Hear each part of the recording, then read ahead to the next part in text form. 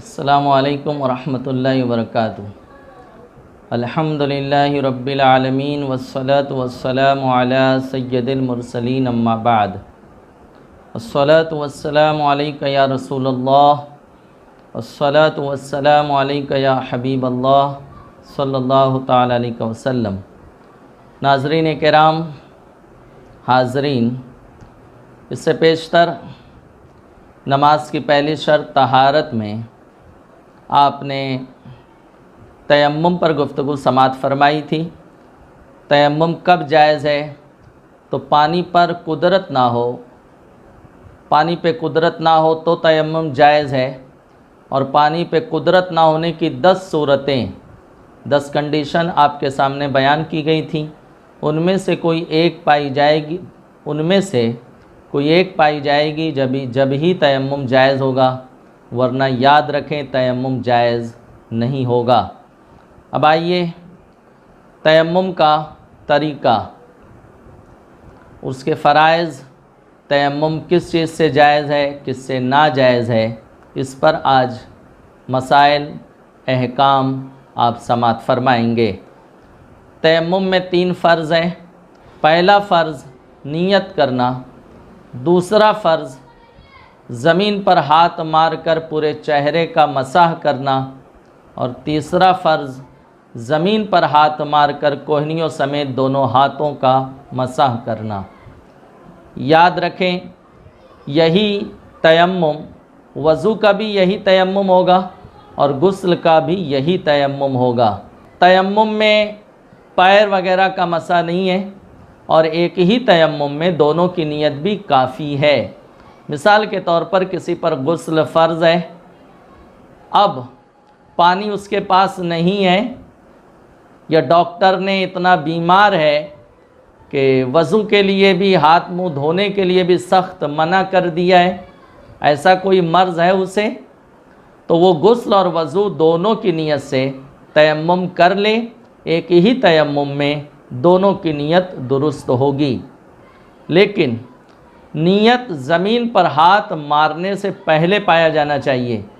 अगर किसी ने तयम्मुम के लिए ज़मीन पर दोनों हाथ मार दिया, अब नियत करता है कि मैं तयम्मुम करने के लिए तयम्मुम का इरादा करता हूँ, तो याद रखें उसका तयम्मुम नहीं होगा। उसे चाहिए कि वो दोबारा पहले हाथ हटाए, फिर तयम्मुम की नियत करे दिल में, उसके बाद दूसरा फ़र्ज़ चेहरे का मसा करे, तीसरा फ़र्ज़ कोहनियों समेत दोनों हाथों का मसा करे।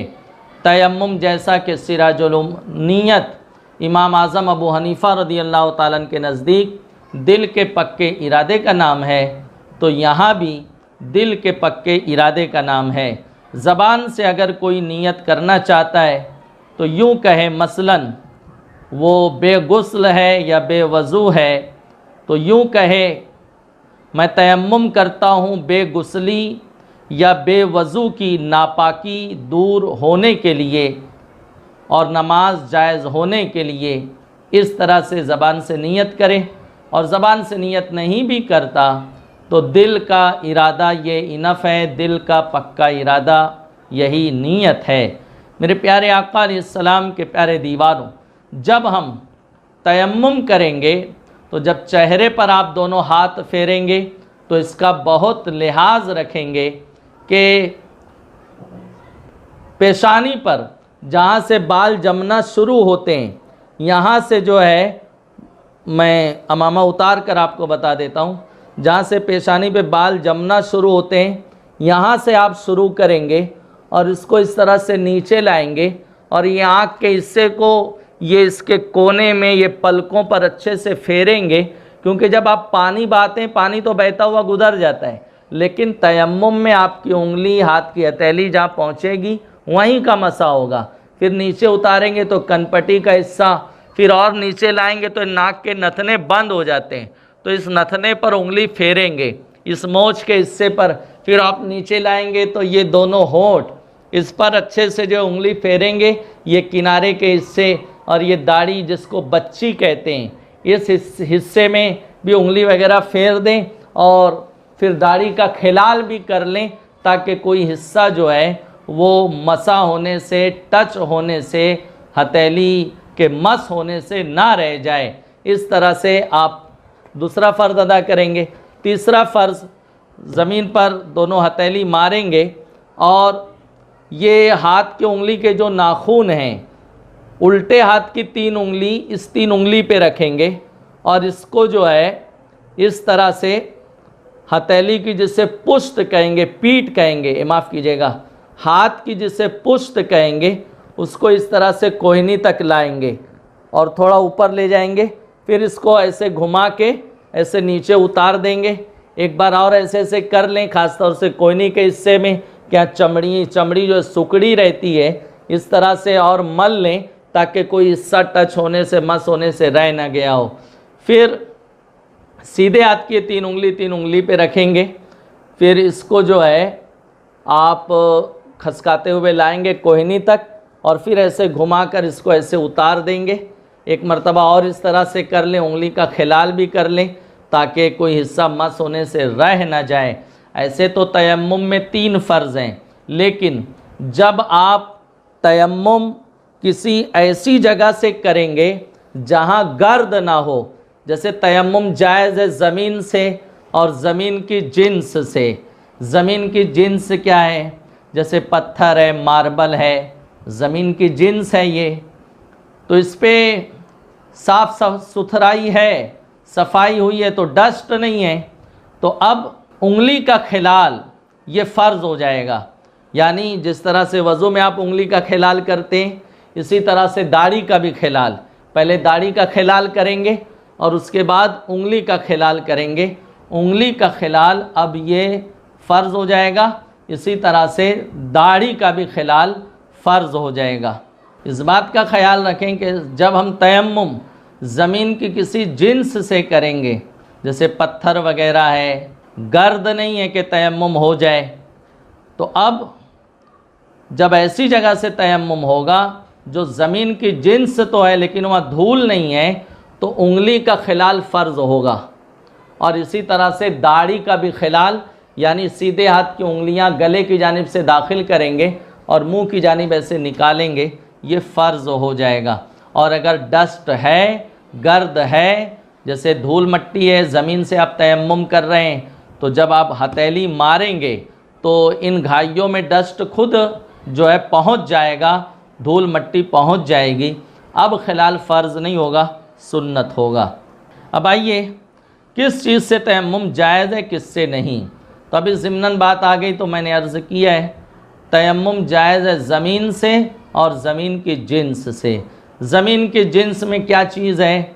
जैसे रेत, सीमेंट, बालू, कच्ची पक्की ईंट, चूना, इसी तरह से हर किस्म का पत्थर, ये सब ज़मीन की जिन्स है और इससे तयम्मुम जायज़ है। रही वो चीज़ जो ज़मीन की जिन्स नहीं है, जैसे लकड़ा, पतरा, ये टेबल, ये ज़मीन की जिन्स नहीं है, ये लकड़ी है, इससे तयम्मुम जायज़ नहीं होगा। जायज़ होने की सूरत ये है कि इस पर इतना गर्द हो कि आप हाथ मारें, हथेली मारें तो कम से कम उंगली का निशान उतर आए, तो अब उस गर्द की बुनियाद पर तयम्मुम जायज़ हो जाएगा।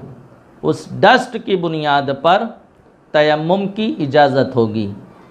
आज आप कार वगैरह कहीं पार्क करें तो थोड़ी देर में इतना गर्द गुबार गिलास पर आ जाता है, पतरे पर आ जाता है कि आप हाथ मारें, हथेली मारें तो उंगली का निशान उतर आता है। तो अब ऐसी सूरत में तयम्मुम वहाँ से जायज़ हो जाएगा। मेरे प्यारे आका अलैहिस्सलातु तस्लीम के प्यारे दीवानों, याद रखें कोई ज़मीन का ऐसा हिस्सा अगर वो वहाँ निजासत गिरी है, अगरचे वो सूख गई और इस कदर सूख गई कि सूखने के सबब से निजासत का असर चला गया, तो निजासत का असर चला गया तो वहाँ नमाज तो जायज़ है, बगैर कुछ मुसल्ला बिछाए नमाज जायज़ है, लेकिन तयम्मुम अब भी नाजायज़ होगा।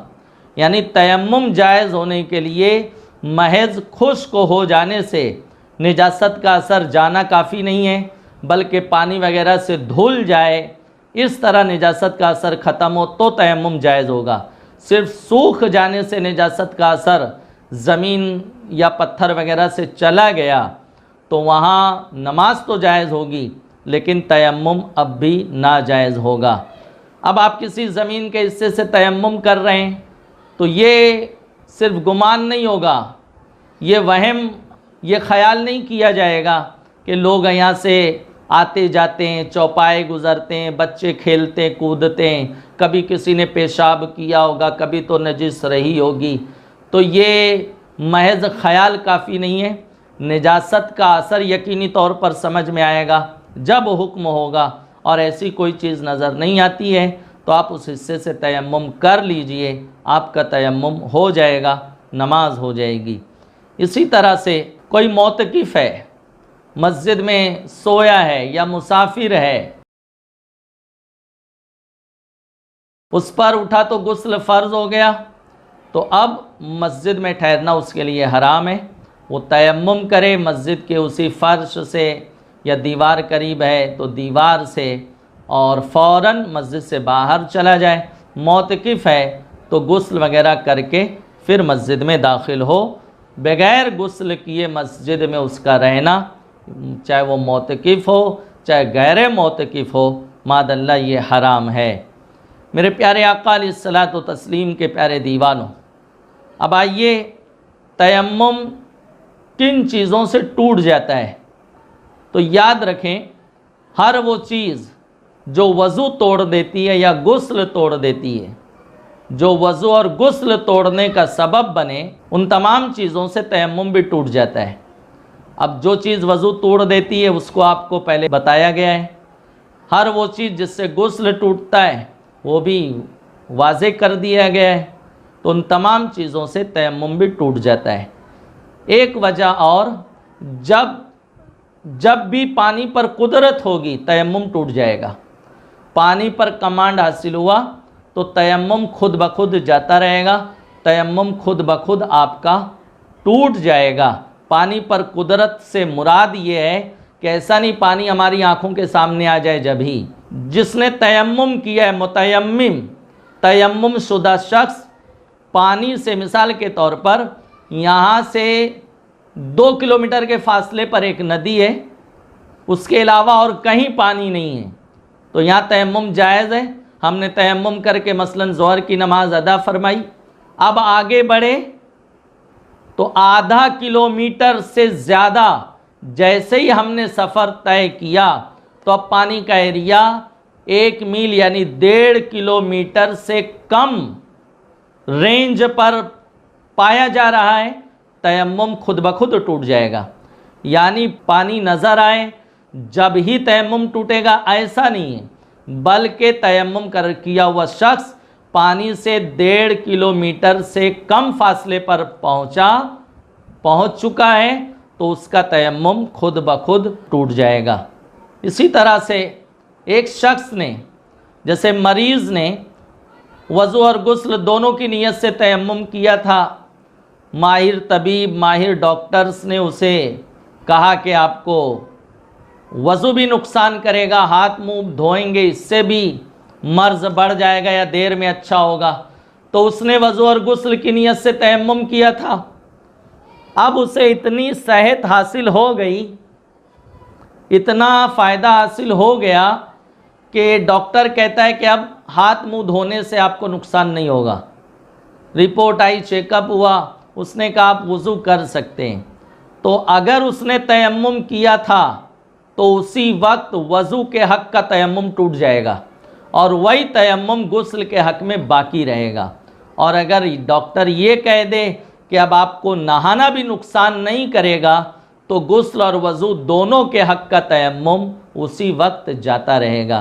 तो मेरे प्यारे आका अलैहिस्सलातु व तस्लीम के प्यारे दीवानों, अगर एक ही तयम्मुम में दोनों की नीयत पाई गई है तो तयम्मुम तो हो जाएगा, लेकिन अगर इतना पानी मिल जाए कि वज़ू के लिए काफ़ी हो तो वज़ू टूट जाएगा, गुस्ल के हक़ का तयम्मुम बाकी रहेगा।